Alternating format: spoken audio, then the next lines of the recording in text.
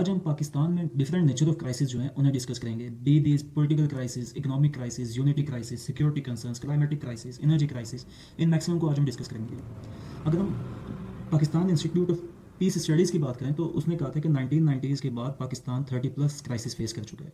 इन्हें हम one by one discussion करते हैं। सबसे पहले हमारे यूनिटी क्राइसिस आते हैं। बलूचिस्तान में हमें यूनिटी क्राइसिस दिखाई देते हैं कि आपकी बलोच नेशनलिस्ट मूवमेंट जो है वो स्ट्रगल कर रही है to get independence. Similarly KPK में आपकी पश्तून नेशनलिस्ट मूवमेंट आ जाती है। It is also act as an separatist tendency. अगर हम पोस्ट इंडिपेंडेंस की बात करें, कायदे आज़म ने डॉक्टर खान साहब को क्यों रिमूव किया था? इसी यूनिटी क्राइसिस की वजह से रिमूव किया था फ्रॉम द गवर्नमेंट, जो सही है। उसके बाद कश्मीर की बात करें, कश्मीर में भी आपको सेपरेटिस्ट टेंडेंसीज मिल जाती हैं। One of the major example अगर हम थोड़ा हिस्टोरिकल कॉन्टेक्स्ट में देखें, सेपरेशन ऑफ ईस्ट पाकिस्तान की आती है। सेपरेशन ऑफ ईस्ट पाकिस्तान जो है यूनिटी क्राइसिस का ही एक सिम्टम है ना, कि पाकिस्तान में यूनिटी क्राइसिस थी।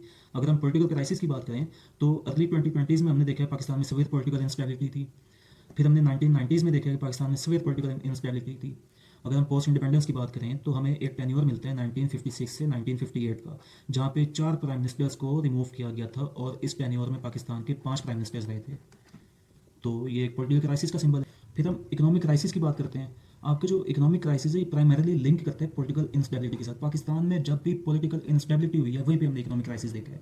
अब फॉर एग्जांपल 2021 की बात करते हैं, 2021 में पाकिस्तान का जीडीपी ग्रोथ रेट जो था इट वाज अराउंड 6.5%।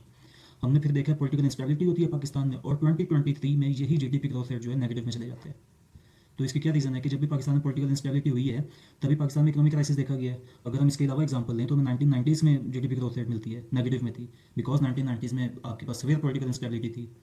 इसके बाद हम बात करते हैं सोशल इंस्टेबिलिटी की। सोशल इंस्टेबिलिटी की बात करें तो पाकिस्तान में हमने देखा है कि मोस्ट ऑफ द टाइम हमें सुन्नी शिया कॉन्फ्लिक्ट मिलते हैं।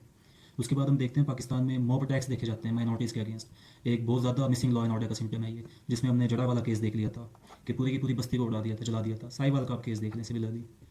इसके बाद आप सिक्योरिटी कंसर्न्स की बात करें, पाकिस्तान में टेररिज्म वंस अगेन इंक्रीज़ हो रही है। अगर आप इस टेन्योर की बात करें 2008 से लेकर 10 तक, इसमें पाकिस्तान में मैक्सिमम टेररिज्म थी।